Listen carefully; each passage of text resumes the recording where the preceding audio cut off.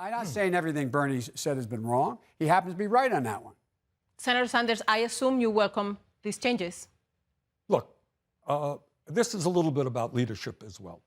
Joe talked about bankruptcy. Joe, if my memory is correct, you helped write that bankruptcy bill. I did not. All right? And that bankruptcy bill. I did not.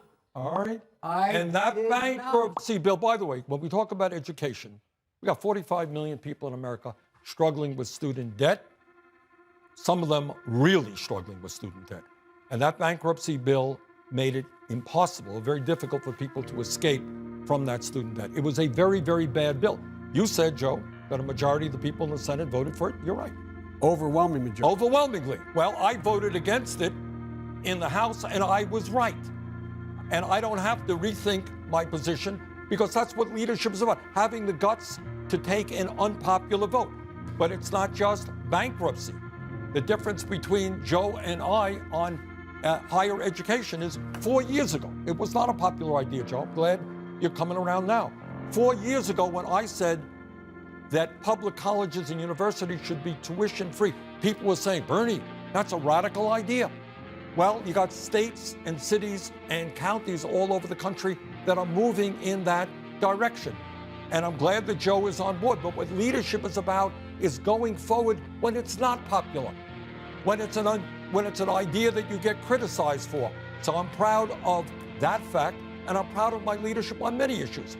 Joe, since the campaign, has come around. I talked about raising that minimum wage $15 an hour 4 years ago, Joe. This bill now calls for the opportunity to fundamentally change the mistakes we couldn't correct in the bill the first time around. And that is why I support Elizabeth Warren's idea. And it's a very good idea. Senator Sanders, go ahead. Well, this is kind of circular logic.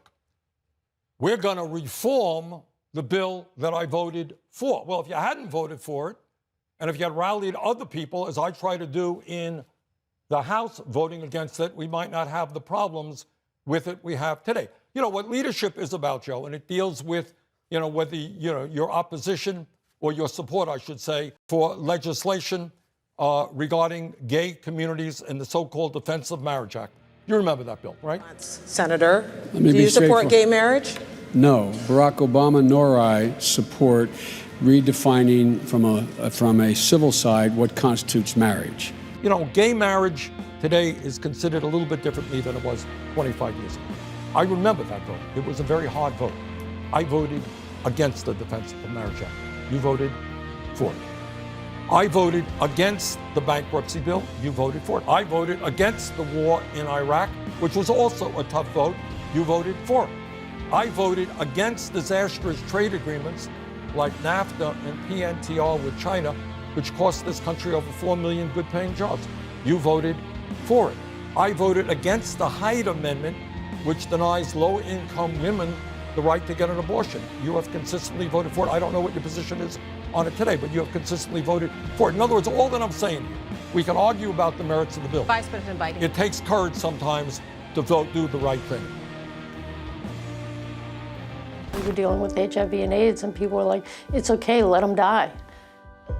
30, 40 years ago, there weren't people standing up to support the LGBT community. Bernie Sanders was one of the very few, and it meant all the world to us.